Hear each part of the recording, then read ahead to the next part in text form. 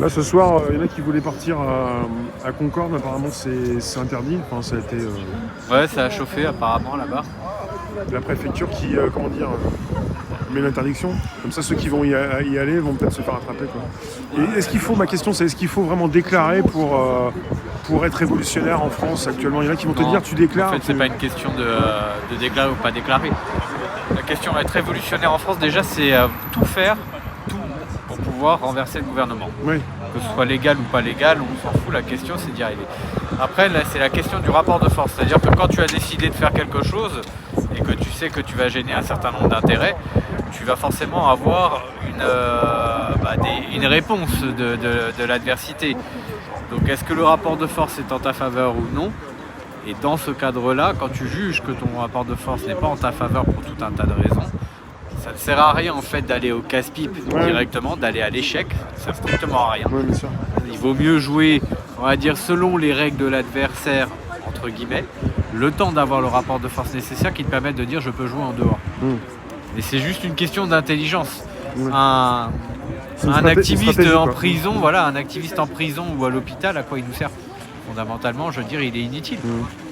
Donc c'est comme un soldat qui est au tapis. Je veux dire, si vous l'envoyez à la boucherie, tu lui dis il y a des obus qui tombent dans le champ, traverse le champ, ça ne sert à rien. Ce soldat va être tué pour rien. Donc c'est un peu ma façon de juger les choses. C'est pas légal, pas légal, jouer les règles ou pas jouer les règles. C'est dans quel moment, dans quelle situation on est pour pouvoir se permettre d'être en dehors des règles ou pas. Donc tu penses là, si c'est passé même hier ou avant-hier, je sais pas si tu vas me le dire, est-ce que c'est pas forcément utile, quoi, pour toi?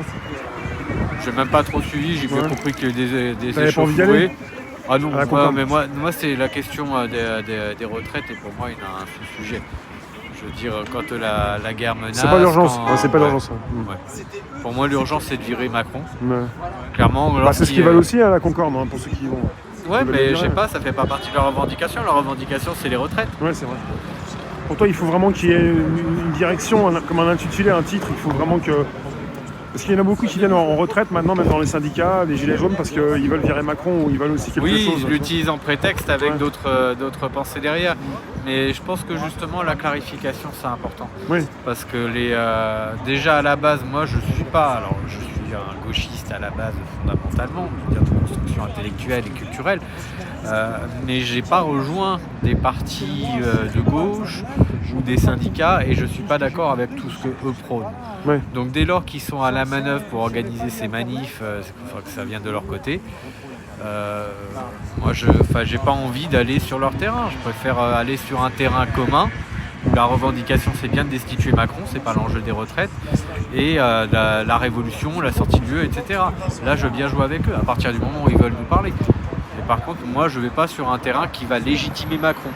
Quand on dit non, je suis pas d'accord avec telle ou telle réforme, que ce soit les retraites ou n'importe quelle autre, on dit en fait c'est pas toi le dirigeant que je juge, c'est ta réforme.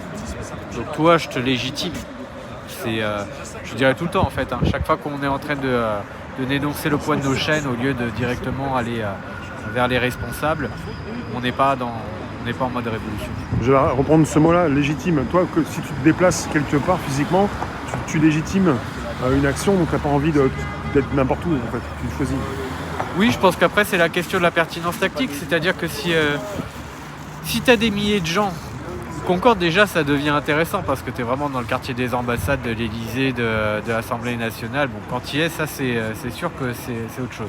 Mais là par contre tu as intérêt à vraiment avoir la masse avec toi et puis savoir exactement ce qui va se passer. Parce que si tu entres dans l'un de ces bâtiments, tu as intérêt à savoir quelle est la suite. S'il n'y a pas de plan, tu auras fait chauffer toute la soirée contre les flics, mais pour rien.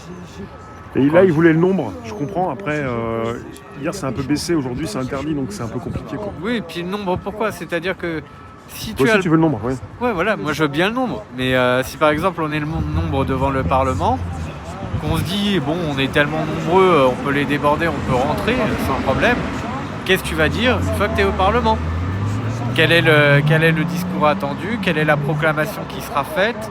Quelle est la continuité en fait de cette prise de contrôle d'un lieu public? Parce que le nombre sert à ça, prendre le contrôle d'un lieu public et avec une suite politique qui est déjà définie par avance. Notre problème, c'est qu'au-delà de ne pas avoir la suite dans les idées sur ce que l'on fait, déjà, pourquoi on est quelque part, pourquoi on a le nombre, c'est pour en faire quoi, et ensuite on fait quoi, c'est aussi avoir le gouvernement de salut public en fait, parce que de toute façon, si c'est pour faire chuter à la fin de toute façon un gouvernement, un président qui ne nous représente pas, il faut avoir anticipé encore une fois ce que l'on mettra après. Si on n'a pas anticipé ça, qu'est-ce que fera l'oligarchie? Ils mettront leur pion. Ils diront très bien, vous avez jeté l'un de nos pions, c'était un fusible, vous l'avez évincé, faute d'avoir proposé quelque chose pour le remplacer, nous on se permet. Voilà ce que fera l'oligarchie. Donc il faut avoir vraiment une représentation politique constituée, pas forcément partisane, pas forcément liée à un parti, en disant on doit bien avoir quelques têtes dans ceux qu'on écoute qui pourraient aller dans un ministère. C'est ça en fait, c'est que chacun d'entre nous dans les réseaux dissidents, on devra au moins avoir ce petit travail qui est assez facile. Intellectuellement, il y a des tas de gens qu'on a entendus sur des médias alternatifs, qu'on a lus, qu'on a écoutés d'une façon ou d'une autre. Chacun dans son domaine de sensibilisation. Mais présenter des têtes, se dire voilà, je voudrais qu'un tel soit ministre de ceci ou de cela dans un gouvernement futur, dans un gouvernement idéal. Le fait d'entrer dans cette logique-là, de commencer à réfléchir sur des ministrables, fait que le jour où on l'organise réellement, en fait ça va aller vite. Parce que les gens auront déjà un petit peu cette logique intellectuelle en tête, des noms à proposer, et que lorsqu'il faudra justement faire l'entonnoir, il ne faudra pas qu'on y perde trop de temps. Ça, c'est quelque chose qu'il est important de dérouler pour fédérer. C'est quelque chose que tu vas faire prochainement. Alors il y a un site sur lequel on a déjà travaillé, sur lequel on doit retravailler, parce que pour pouvoir en fait constituer un gouvernement provisoire en s'aidant en fait de la dissidence populaire, celle qui est sur les réseaux sociaux, qui n'est pas forcément manif, mais qui est éduquée politiquement, on va dire, qui est intéressée, les gens qui sont complotistes en clair. Bon, ces complotistes-là, il faut leur faire dire, voilà, vous servez à rien, vous n'êtes pas avec nous en manif, au moins servez à quelque chose, donnez-nous votre avis sur des bons ministrables. Donc il faut leur donner l'outil pour ça. Donc il y a un site sur lequel on travaille, ça mettra du temps avant d'arriver, on n'a pas les pognons, voilà, il nous faudrait le pognon pour pouvoir aller vite. Ouais. Parce que là pour l'instant c'est du travail bénévole. Mais bon, quand ce sera vraiment sur la toile, j'en parlerai beaucoup. Et ma seule voix ne suffira pas à en faire la promotion, il faudra trouver d'autres promoteurs. Mais il faudra aller vite. C'est-à-dire qu'à un moment, nous, les activistes, on va peut-être gagner par les circonstances des grandes masses, comme on les attend, pour faire ce qu'on a en tête de faire avec notre cohérence, notre logique, on va dire pour les gens qui sont un peu plus réfléchis. Et lorsqu'on sera à la veille d'un grand soir, on ne devra pas perdre de temps, nous, sur le côté politique. Moi, je suis un activiste et en fait, j'ai pas de temps à perdre sur la question politique.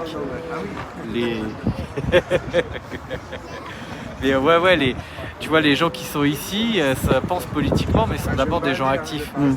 Aucun prétend de gouverner la France, aucun prétend de prendre la relève. Ouais, c'est autre chose. Voilà. Et en fait, même les gens qui sont sur les réseaux sociaux, la majorité du temps, ne prétendent pas prendre la relève de quoi que ce soit. Par contre, il nous faudra quand même des gens pour prendre la relève. Si les armées nous posent la question à un moment, ok, vous voulez virer Macron, mais qui vous mettez à la place, on doit avoir une réponse. Ce sera le président du Sénat quand même pour embêter ceux qui espéraient qu'on mettrait quelqu'un d'autre. Non, ce sera Gérard Larcher, mais par contre il faudra lui imposer un gouvernement bien à nous. Ouais, si Macron ne peut plus gérer la France, être président, c'est Monsieur Larcher qui prend le relais. Ça, je ne sais pas si tout le monde est au courant, mais c'est ça. C'est le président du Sénat. Et il consomme beaucoup le gars. Tu vois, le ventre, on entretient la bête. Donc tu viens de le dire, tu penses à l'armée qui doit aussi se rapprocher du peuple. Oui, parce qu'elle nous posera la question. Elle dira d'abord, elle ne peut pas parler à des milliers de gens qui sont en colère. Elle aura besoin d'une représentation parce que ça marche comme ça, surtout l'armée qui est très pyramidale, très disciplinée, très ordonnée. Voilà, il faut pas l'emmener dans nos délires de ouais mais nous on est tous dans l'horizontalité, c'est bisounours, et puis on n'est pas tous à avoir le même avis mais on va te le donner. Les gilets jaunes c'est un peu ça, les gilets jaunes. Oui mais justement le côté bordélique en fait, à la rigueur on peut se le garder pour nous, mais vis-à-vis des entités avec lesquelles on a à se concerter, à négocier, surtout lorsqu'on est à la veille d'une révolution, bon, faut quand même y mettre un petit peu les formes, si c'est pas trop demandé. Et on fera peur justement à des militaires, non seulement si on n'est pas, enfin c'est pas qu'on leur fera peur, mais c'est qu'ils nous prendront pour des rigolos si on n'est pas foutu d'être un peu organisé. Mais surtout, ils ne nous feront pas confiance et on leur dit, bon, Macron on le vire et puis non, la Constitution on s'en fout, on met qui on veut, voire on met personne. Ils vont dire non, on suit la Constitution. Parce que nous, on veut pas en fait porter atteinte à la continuité de l'État. Et c'est leur rôle. Donc c'est pour ça qu'il vaut mieux dire, ok, nous on fait comme la Constitution l'a dit. La Constitution dit qu'en cas de vacances de la présidence de la République, c'est Gégé qui reprend la main. C'est pas marqué Gégé, mais c'est le président du Sénat. Par contre, la Constitution étant silencieuse sur la vacance du gouvernement, c'est là qu'on peut jouer. En disant, comme la Constitution elle dit rien sur la question du gouvernement, on vire Macron, oui, c'est une chose. Des élections présidentielles anticipées sont organisées sous moins de 2 mois, sous l'aune de Gérard Larcher. Mais par contre, nous, on lui met dans les patouilles le gouvernement de salut public. Et on n'a rien violé, on n'a pas violé la Constitution, on est resté dans les clous, on fait pas peur au peuple en lui disant regardez, nous on est là juste le temps d'organiser les élections anticipées, mais on va pas rester. Par contre, on vous propose une tendance, une coloration politique, un projet à travers ce gouvernement-là. Tu te bases sur une Constitution, mais y a-t-il encore une Constitution? Pour toi, oui. Oui.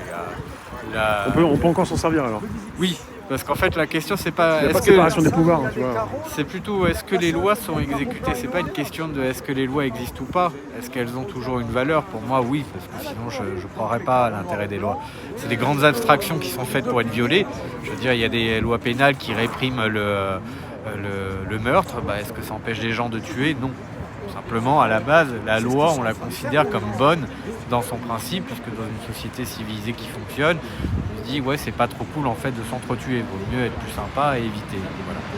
Donc de la même façon, des lois constitutionnelles, des grands principes fondamentaux qui sont érigés en normes, tant que ces normes existent, il n'y a pas de raison d'en douter, au contraire, faut s'appuyer dessus.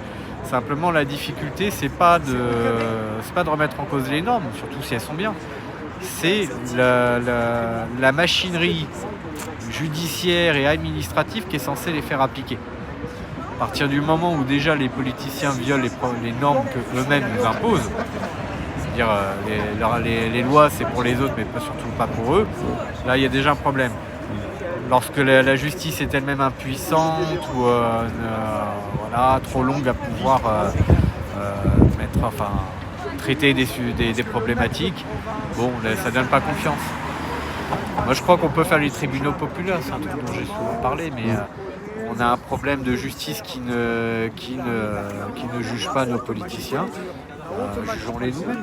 On prend les lois qui existent, on prend les affaires qui existent, les faits, et on fait comme dans les tribunaux, quelqu'un qui vient jouer le procureur de la République, donc qui attaque, qui expose les faits, qui dit voilà les qualifications pénales, ça vaut tant d'années de prison. Puis il y a quelqu'un qui vient jouer l'avocat de la défense en disant Macron il est pas si pourri que ça, quoi. Vous savez, faut pas croire, il savait pas. Donc on fait comme dans un vrai procès, sauf qu'on le fait réellement dans une pièce de théâtre, dans une salle publique.